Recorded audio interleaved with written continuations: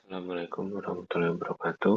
Perkenalkan, nama saya Muhammad Tenda Darmawan dari kelas TI3F dengan absen 21, NIM 2141720160. Di sini saya akan mempresentasikan kuis eh, satu mata kuliah Sistem Informasi Manajemen dengan dosen pengampu Bapak Bani Satriandoko. Di sini saya mengambil 5 pertanyaan. Pertanyaan pertama itu mengapa informasi menjadi sumber daya utama bagi suatu organisasi. Lalu yang kedua, jelaskan dari kata sistem informasi manajemen dengan tenaga informasi. Yang ketiga, apa saja fungsi utama diterapkannya sistem informasi manajemen dalam suatu organisasi. Yang keempat, apa saja yang termasuk karakteristik dari sistem informasi manajemen. Dan yang terakhir, sistem informasi manajemen dapat diberikan sebagai sebuah bangunan piramida. Nah, ini maksudnya itu apa?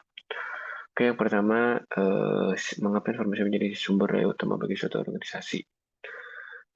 Yang pertama itu kan mendukung pengambilan keputusan informasi yang akurat dan relevan, membantu manajer dan pemimpin organisasi dalam mengambil keputusan yang tepat. Informasi yang baik memungkinkan mereka untuk memahami situasi, menganalisis masalah, dan merencanakan tindakan yang efektif. Lalu yang kedua, meningkatkan efisiensi dan produktivitas.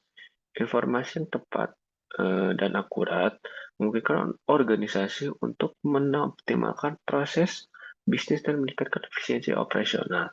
Dengan adanya informasi yang baik, organisasi dapat mengidentifikasikan area yang membutuhkan perbaikan, mengurangi biaya, dan meningkatkan produktivitas. Lalu yang ketiga, mendukung inovasi dan pengembangan produk. Informasi yang diperoleh tentang pasar, tren, dan kebutuhan pelanggan membantu organisasi untuk mengembangkan produk dan layanan baru yang sesuai dengan permintaan pasar. Selanjutnya, meningkatkan komunikasi dan kolaborasi. Informasi yang tersedia secara luas dan mudah diakses itu memfasilitasi komunikasi dan kolaborasi antar anggota organisasi. Jadi, solusi yang diberikan secara efektif itu memungkinkan tim bekerja sama, berbagi pengetahuan, dan mengambil keputusan bersama. Lalu selanjutnya nomor 2, jelaskan keterikatan sistem informasi manajemen dengan teknologi informasi. Oke, yang pertama itu ada sistem informasi sebagai kerangka kerja. Jadi, sistem informasi ini mengacu pada kerangka kerja yang melibatkan pengumpulan, pengelolaan, penyimpanan, dan distribusi informasi dalam suatu organisasi. Lalu yang kedua, pengumpulan dan pengolahan data.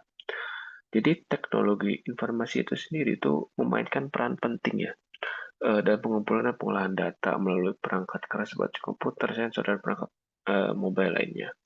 Lalu data yang dikumpulkan secara otomatis itu nanti dirubah menjadi informasi yang bermanfaat dan juga untuk penyajian data untuk keputusan selanjutnya.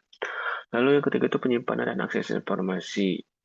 Nah, ini tuh TI juga digunakan untuk menyimpan dan mengelola informasi dalam bentuk seperti database, terus cloud, terus dokumen, mau itu software, mau itu hardware. Jadi, teknologi itu memungkinkan organisasi itu punya sebuah database yang terpusat, mudah diakses, dan tentu aman. Yang keempat, komunikasi dan kolaborasi. Jadi, ya seperti yang sudah saya singgung nomor pertama tadi, jadi itu untuk kolaborasi antar anggota dalam organisasi ya yang digunakan teknologi informasi seperti aplikasi email, terus juga platformnya apa, terus nanti ngerjainnya gimana, seperti itu. Lalu selanjutnya, yang kelima itu ada analisis dan pengambilan keputusan. Nah, jadi TI ini tuh menyediakan alat yang bisa menganalisis data, terus bisa menggunakan kecerdasan buatan, pada akhirnya membantu pimpinan itu mengambil sebuah keputusan.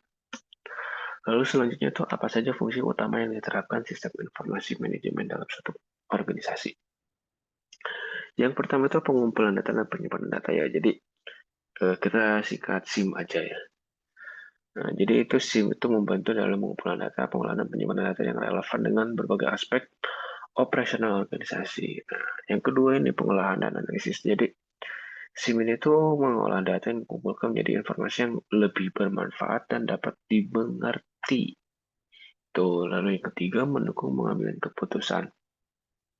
Jadi SIM itu menyediakan informasi yang relevan dan akurat kepada manajemen atau pimpinan dalam proses pengambilan keputusan. Nah, dengan adanya SIM ini, jadi manajemen itu dapat mengakses informasi yang diperlukan dengan cepat dan dapat menggunakannya untuk mengevaluasi kinerja, nah, mengidentifikasi masalah dan mengambil tindakan yang tepat. Lalu selanjutnya meningkatkan efisiensi dan efektivitas operasional. SIM itu sendiri itu membantu organisasi untuk meningkatkan efisiensi dan efektivitas operasional. Ini tuh untuk mengidentifikasi apakah langkah yang sudah dilakukan itu efisien atau tidak, efektif atau tidak, dan juga melihat apa ada nggak sih langkah yang no value atau tidak punya value yang lebih. Nah, itu gunanya efisiensi dan efektivitas. Selanjutnya itu meningkatkan komunikasi dan kolaborasi itu hampir mirip sama yang poin 1 dan 2 tadi. Intinya lebih ke kolaborasi antar anggota organisasi. Oke, selanjutnya itu yang keempat. Ini ada banyaknya, ada integrasi, ada terpusat, ada mendukung pengambilan keputusan, ada otomatisasi proses bisnis, ada berbasis teknologi, ada adaptif dan fleksibel, ada keamanan informasi dan skalabilitas. Mungkin singkatnya itu ya, integrasi itu eh, SIM ini tuh saling terhubung dan saling berinteraksi. Nah, lalu yang kedua itu terpusat. Jadi ya kayak saya tadi bilang database itu terpusat satu. Nah, dukung pengambilan keputusan ya membantu pemimpin untuk mengambil sebuah keputusan. Nah, terus otomatis itu ya otomatiskan lagi bisnis yang keputusan yang bisa diambil dengan cepat oleh pimpinan. Ya, tadi privacy teknologi udah kita bahas, ada juga harus beradaptasi dengan permasalahan yang ada, lalu keamanan sudah tadi kita bahas, dan skalabilitas itu lebih kayak ketika organisasi itu berkembang itu pasti skalanya itu juga berubah. Nah, skalabilitas ini ada untuk menyesuaikan kembali skala prioritas organisasi tersebut. Lalu selanjutnya itu yang kelima, sistem informasi manajemen dapat diibaratkan sebagai sebuah bangunan piramida. Yang paling bawah itu ada operasional, lalu di atas itu ada manajemen tingkat bawah, lalu di atasnya lagi ada manajemen tingkat menengah, lalu ada manajemen tingkat atas.